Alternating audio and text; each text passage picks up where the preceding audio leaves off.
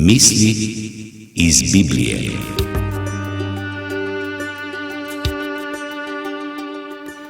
Na Daljnem vzhodu je stari cesar na zanimiv način izbral svojega naslednika. Namesto da bi izvolil enega svojih pomočnikov ali enega svojih otrok, se je odločil narediti nekaj povsem drugega. Nekega dne je k sebi poklical vse mladeniče v cesarstvu in objavil: Napočil je čas, da se umaknem in izberem naslednika. Odločil sem se izbrati nekoga od vas. Vsakemu bom dal eno seme, to je posebno seme.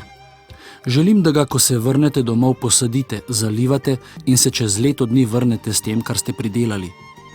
Ocenil bom rastline, ki mi jih boste prinesli. Tisti, ki ga bom izbral, bo moj naslednik v cesarstvu.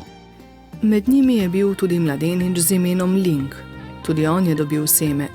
Ko se je vrnil domov, je ves vznemirjen povedal materi, kaj se je zgodilo. Priskrbela mu je cvetlični lonec in zemljo, kamor je posadil seme. Vsak dan je pozorno opazoval, ali je že kaj začelo rasti. Čez približno 3 tedne so nekateri mladeniči že govorili o svojih mladih rastlinah. Link pa se je počutil kot poraženec. Minevali so tedni, 3, 4, 5 tednov.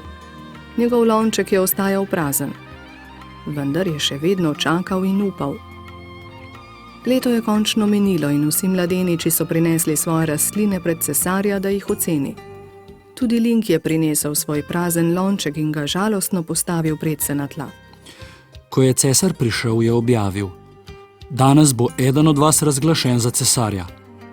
Potem se je sprehodil med mladeniči in opazoval njihove čudovite rastline.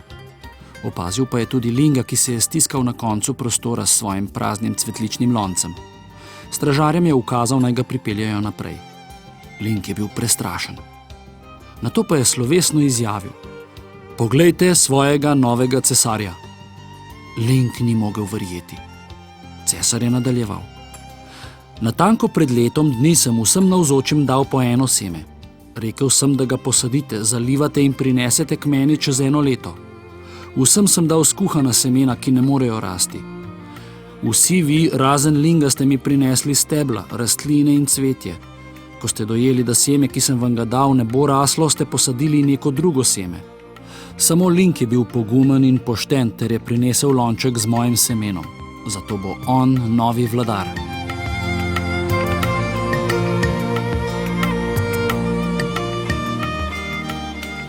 Nauk te zgodbe potrjujejo Jezusove besede iz Janezovega evangelija, kjer pravi: Resnično vam pravim, pšenično zrno, če pade v zemljo in ne umre, ostane samo. Če pa umre, obrodi veliko sadu. Kdor ljubi svojo dušo, jo izgubi, a kdor sovraži svojo dušo na tem svetu, jo ohrani za večno življenje.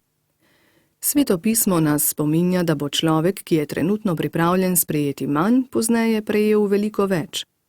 Če umiramo sebi sedaj, živimo večno. Jezus je tudi rekel: Ne pride vsak, kdor mi pravi, Gospod, Gospod, v nebeško kraljestvo, ampak kdor izpolnjuje voljo mojega Očeta, ki je v nebesih. Ni dovolj samo na zunaj biti kristjan. Jezus želi, da smo kristjani tudi v srcu.